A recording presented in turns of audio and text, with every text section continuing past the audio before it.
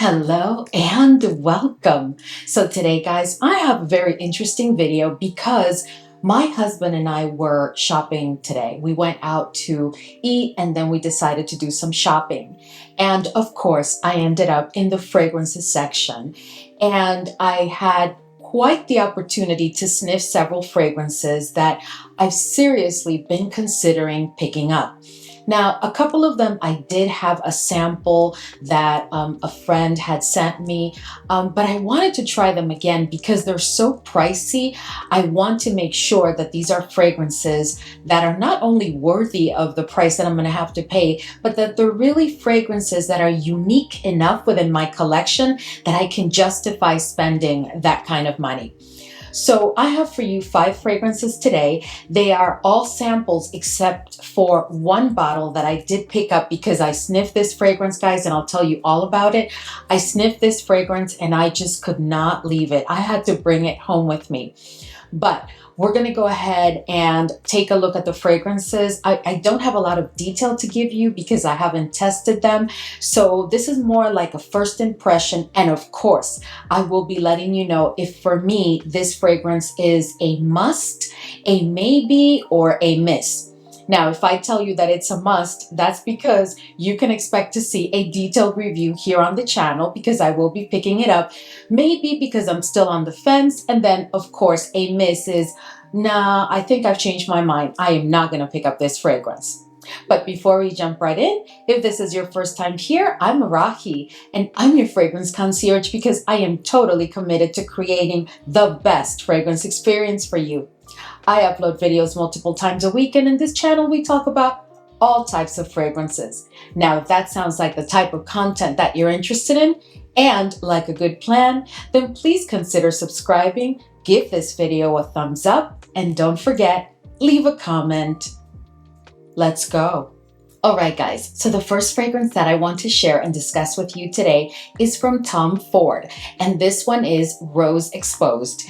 And I got myself a little sample that my essay at Neiman so kindly gave me, and I have to tell you, I've sprayed this fragrance on skin a couple of times, and yeah, let's talk more about it. So I'm going to spray it again just to remind myself of all the feelings that it brings up. So I have to tell you guys, I really am on the fence about this one. I don't know if this is one that's going to end up being picked up because let's talk more about it. So Rose Exposed, as it says, so first of all, this was just launched in 2025 and it's part of the Tom Ford Private Blend collection. And it seems that every year we start with a new fragrance within that collection. Like, he launches a new fragrance every January, every year. I mean, it seems that way to me. And I'm okay with that. But this one really caught my interest because we already have Rose Prick, right? And Rose Prick is a very rose-centric fragrance. But here we have another one with Rose Exposed. So I can tell you to begin with that for me, Rose Exposed is a rose and leather fragrance. It's like his interpretation of a rose and leather centric fragrance. This fragrance is not, to me, a rose centric only fragrance. No, this is all about that coupling of the rose and the leather. This fragrance is quite musky, but I also want to tell you that I do pick up on a very dominant, and I will call it that because that's critical in your making your decision if you even want to try this one. There is a very dominant animalic quality to this fragrance. This fragrance to me is not sweet, and it is definitely a fragrance that has a certain degree of powderiness, which really did surprise me because I did not expect to find a rose leather combination fragrance to be this powdery, but to my nose, it is powdery from first sniff, guys, all throughout the olfactory journey and through the wear of the fragrance. And I've only worn this fragrance for a period of about 6 hours because the first time I tried it, I had them spray it on me and then I walked around trying to decide if I wanted to pick it up or not. And guys, that was not enough to allow me to make a decision.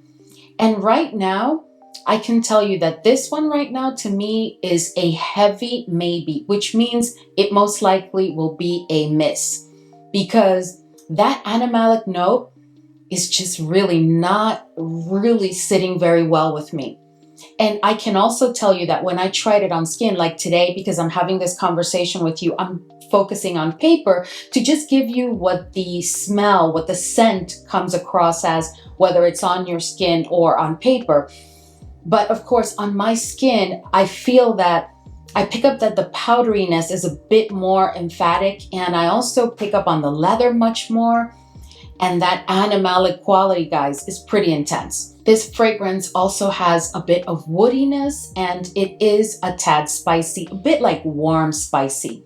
But all in all, guys, this, I tell you, I'm definitely on the fence about this one. I really, if I had to be a guessing girl, I can tell you that I am not going to pick up this fragrance, because this is a very pricey fragrance, but not so much for that, because if I really, really loved it, I would like sacrifice and try and get myself a full bottle. I'm just not really feeling it. And that animalic quality, you know, because the last time I tried it on skin, I thought to myself, well, maybe if you try it on paper, Arahi, it'll come across as a bit more demure when it comes to that animalic quality. But guys, no, on paper, I pick up on that animalic quality almost just as much as on skin, and I'm just not liking it. I also have to tell you that this to me is not a fragrance that is feminine or that leans to the feminine side. This is truly a very unisex fragrance that, if anything, leans to the masculine side. So for me right now, guys, this is a heavy maybe, almost becoming a miss. All right, guys, so this next fragrance that I want to discuss with you is from my favorite perfumer, which you guys know is Dominique Ropion. And of course, I am talking about his, again, collaboration with Frederick Maul.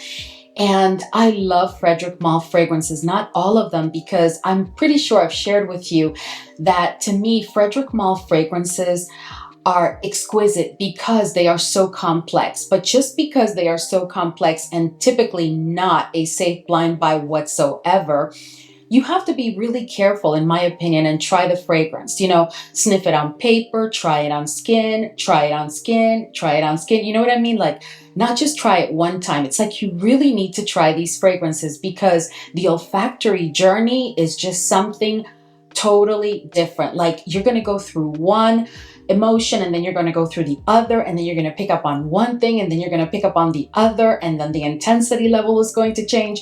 It's just really interesting, but that's what I love about their fragrances. So the one that I'm going to share with you today is called Hope. And this one was released in 2024.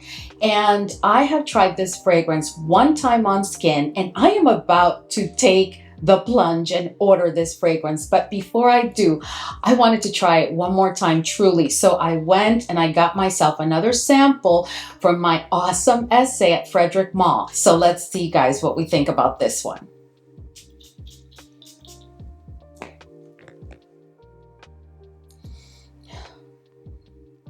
So let me start by saying that this is a fragrance that some may argue that is unisex and leans heavy to the masculine side.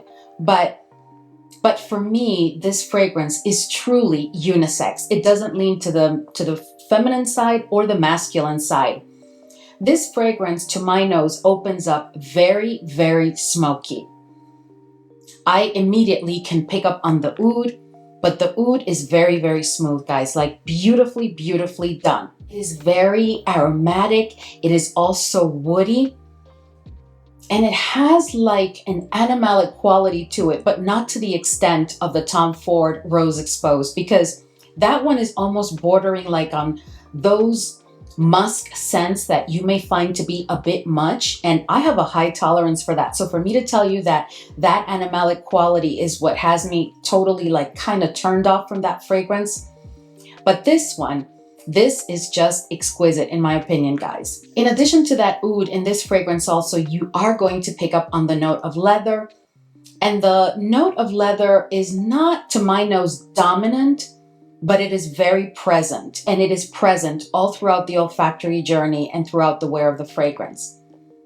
I can tell you that none of the fragrances that I'm going to discuss with you today, when I tell you that I've tried them on skin, none of them have had performance issues. So at this point for me, it's a matter of Am I really, really feeling them? Am I enjoying the olfactory journey? Am I enjoying the way that they have been blended and that scent profile overall? Because these are not demure fragrances. I mean, when we talk about oud and leather, you know that we're talking about a quite statement making kind of fragrance. So for me, this fragrance has that oud note, that leather, but the spicy notes play a big role. And I am clearly picking up on pink pepper, but there is something else here and I just can't figure it out.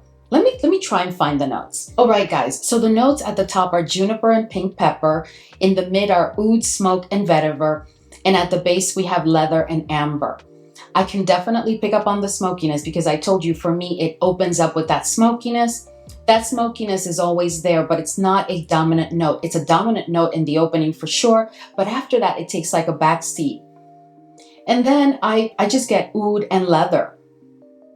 Yeah. I don't know, guys. I have to be honest with you. This is definitely not a must for me yet.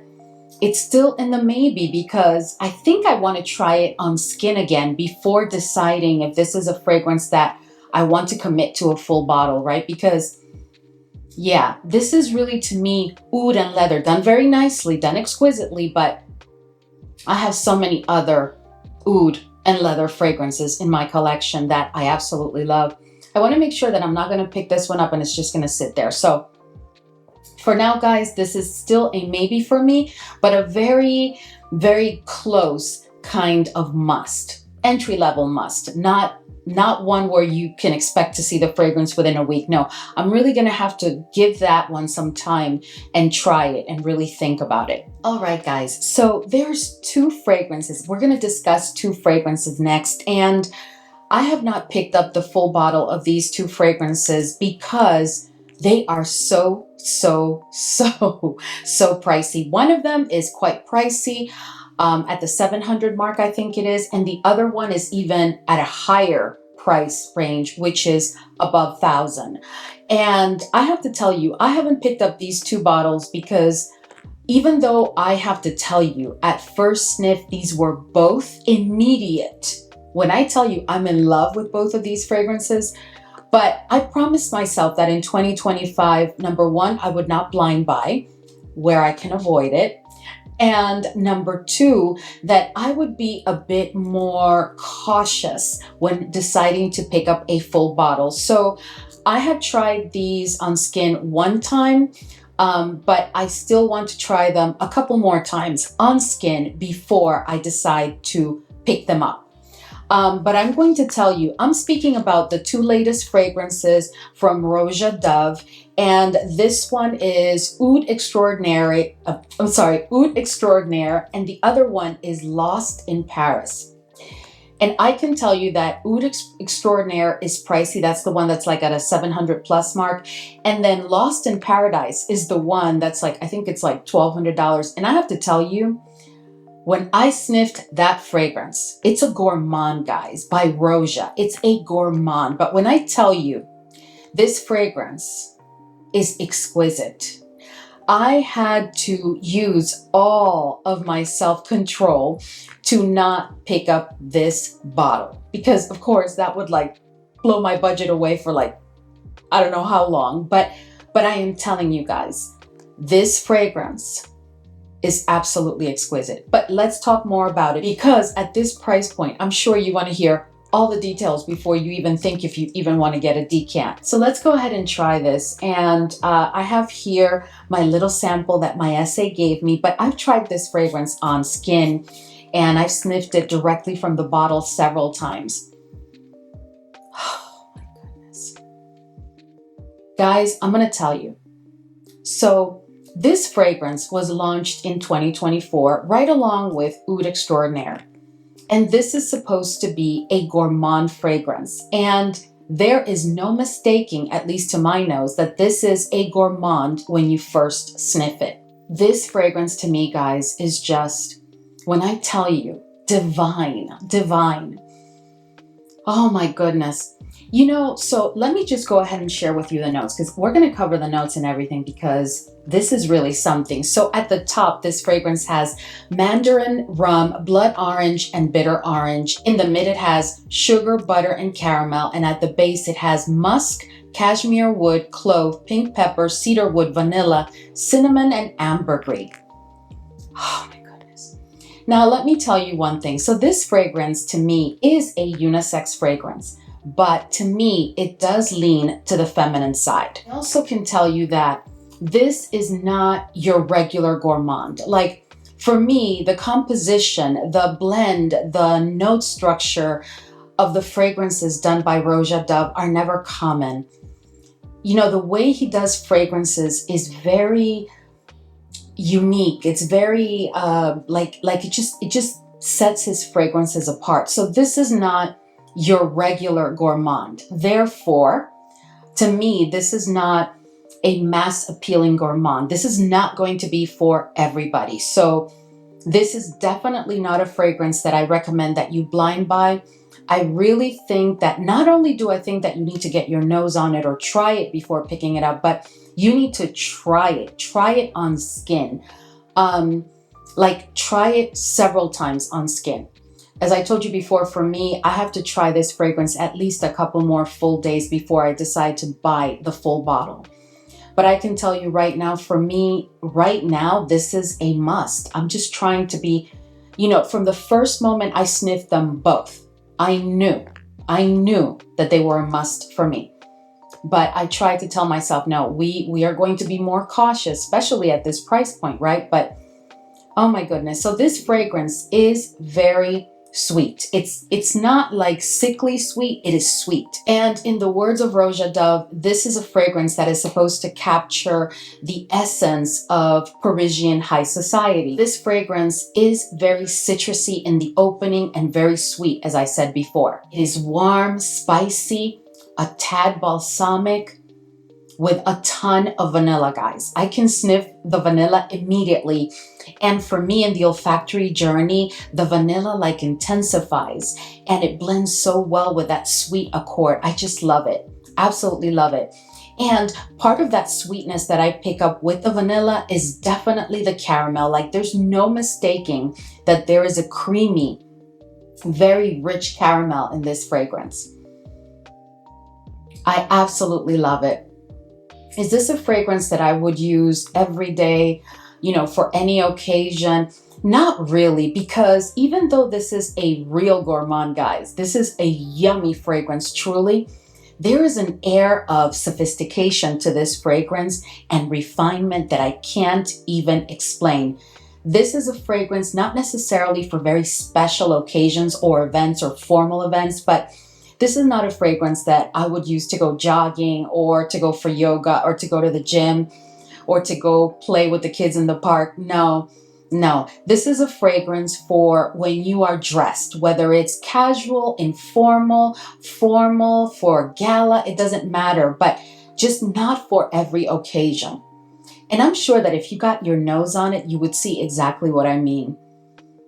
I just absolutely love this fragrance, guys. I can almost tell you that you are going to end up seeing a detailed review here on the channel of this fragrance because I really, really do love it. Absolutely love it. All right, guys. So since they're sold out, the little sample that they gave me comes in this type of container. And it's like I think this is like 1 ml, like if even that. So I'm going to take out the little vial and I'm going to apply it here. And I'm trying to be very careful because I'm trying to, oh my goodness. I'm trying to use this fragrance, as I said before, for a full day. But guys, I can tell you, you are going to see this fragrance here on the channel. This is just, I'm telling you, these two fragrances, Oud Extraordinaire and Lost in Paradise, or Lost in Paris, I'm sorry. Wow. So this one opens up very, very fruity. But interestingly enough, the fruitiness has an airiness to it. And let me put a little bit more. I'm going to have to put a little bit more. Hold on. Okay. All right. So this one opens up very fruity to my nose, and very, very fruity. So I'm telling you right now, it's not like a fruit bomb like Herbapura, but it is very, very fruity. But at that, there is an exquisite airiness to that fruitiness. And it is also in the opening very sweet, not sickly sweet or just, you know, syrupy sweet. No, it's just sweet, fruity, but there's an airiness to it also. And I can clearly pick up on the citrus notes. And I'm also picking up on orange blossom and jasmine. I know that there's some white florals here, and I'm going to go over the notes with you in a minute because there's quite a bit of florals in this fragrance. Like, this is a fragrance that is heavy on the florals, heavy on the fruity notes. It's just, oh my goodness, guys. But when I tell you that I am in love with this fragrance, we don't even have to discuss this one. I am going to try it one more time on skin, like for a full day wear.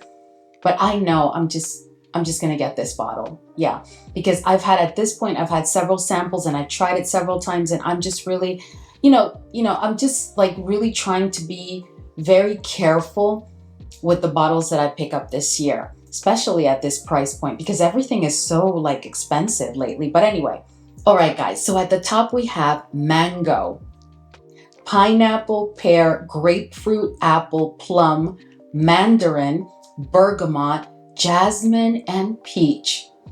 In the mid, we have orange blossom, lily of the valley, cyclamen, jasmine, geranium, heliotrope, and rose. At the base, guys, we have, are you ready? Cotton candy, cashmere, musk, amber, toffee, vanilla, woody notes, leather, vetiver, and agarwood. There is a certain degree of muskiness to this fragrance. I would say it's like a level 2. And I have to be honest with you, the leather, I do pick up on it, but it is so smooth. It's so faint. It's not like, the leather to my nose is never dominant at all. And it is actually, when it appears, it's actually very, very faint. So the leather, at least to my nose, does not play a role. The role for me in this fragrance is all about all of those fruity notes, all of those florals, with a backdrop of a very, very intense vanilla, topped off with that cotton candy because I pick up on it. Guys, this fragrance is exquisite. If you've gotten your nose on this fragrance and you don't like it, can you please let us know in the comment section that you don't, of course, and why? Because I'd be hard-pressed to find, really, in my opinion, hard-pressed to find someone that tells me that they don't like it at all. Because, my goodness, this is like, I'm telling you, I am going to try it on skin one more day, but that's because I have this sample and I'm not going to waste it. But that's a full bottle for sure for me. Absolutely love this fragrance. Let us know if you've gotten your nose on it and your thoughts. And of course, I already told you, it's a must. All right, guys. So I know that I haven't shared this with you, but during 2025, I have a goal of introducing at least 5 new fragrance houses to my collection, right? So wherever I don't have a bottle and it's a fragrance house that I've heard is really good and that people really enjoy their fragrances, or that their fragrances give you a very interesting olfactory experience, I am planning to try 5 new fragrance houses and incorporate some of their fragrances as I like them to my collection. One of those fragrance houses that I've heard about time and time again and that I've never taken the plunge, and I'm wiping off my little fingers because I always do that, guys. So as I was saying, one of those houses is the Harmonist. And I did pick up a full bottle of this fragrance because when I sniffed it, I just could not resist. And this one is Oud Nebula. Now, guys, this fragrance has not even been officially launched in the US yet. Currently, you can find it at Harrods, I believe I saw it, because it's not even officially launched in the US. Now, this is a fragrance, and let me just spray it for you because, oh my goodness. And I love the atomizer. Oh my goodness. Guys, so I think if I heard correctly that once it's launched in the US, this will be an exclusive to Neiman Marcus, I believe. And this is a very, very ambery fragrance. To me, this fragrance is the perfect balance between being an ambery fragrance and being an oud fragrance. But the oud here, to me, is done so exquisitely smooth. Honestly, guys, so let me tell you. So the Harmonist, I do not have one bottle of the Harmonist, right? This is my first official bottle. And what a way to start, because when I tell you, so this fragrance is warm, spicy. It does have oud. It has some rose. That's the only floral that I really pick up on. And I have to tell you that when I first sniffed it, I was automatically in love. And that was on paper. But now that I've had a chance to try it on skin, oh my goodness, guys. So the Harmonist, like as I was saying before, is a fragrance house that I don't have any other bottles from. Like I hadn't tried them to date. Have I heard about them, you know, from different content creators and different friends within the fragrance community? Yes, I have. But I had never really committed to a bottle or even really committed to trying some of their fragrances, because once I go into trying a fragrance from a fragrance house, I have to try it on paper, try it on skin, see how I feel, make my notes, think about it. Like there's a whole process that I go through, right? But with this one, oh my goodness. So this is the first fragrance that I've committed a full bottle for, or that I decided to pick up from the Harmonist. But there's others, of course, that will follow as I continue to try other samples that I have. But this fragrance, so let me share with you the notes. So the notes are amber, oud, saffron, Bulgarian rose, tonka bean, sandalwood, and cedar. But guys, when I tell you that this fragrance is just exquisite, it is so different. I am absolutely loving it. So when I first read the notes, right, I sniffed it and I fell in love. But then I started to do my whole research with a sample, and I went ahead and I looked at the notes and I'm like, oh, it's their interpretation of an oud and rose fragrance. But no, this is so much more than that. And I absolutely love it. So guys, this to me is a must if you are into those notes. Like if you like a good saffron, because I pick up on all the notes. That's the other thing. Number one, to me, it's a very ambery fragrance that is coupled beautifully with that note of oud, with some hints of a floral, which would be that rose. The rose to me is a very fresh rose. It's not just young, no, it's a very fresh rose is what I pick up here. And then you have other notes like the saffron. And to be honest with you, this is a fragrance that you could very well make your signature scent, because while it does have a lot of character and oomph, it is not offensive. It is not overpowering. It's like a very well blended and balanced kind of fragrance. A fragrance that I would dare say that you could use for any occasion, day or night, any season of the year. Do I think that it's best suited for like winter and fall? No, not necessarily. I really think that you can get away with using this fragrance any season of the year, but I would just not use it on a day where it's like 80 degrees Fahrenheit hot outside, right? Like I wouldn't do that, not because I think that it may be too much, but because this is not the type of fragrance that I pull for that type of weather. But other than that, guys, I think that this is perfect for any time of the year. And I'm really curious to know, have any of you tried this fragrance? It's also a fragrance that I think will be perfectly suited for anybody 25 plus.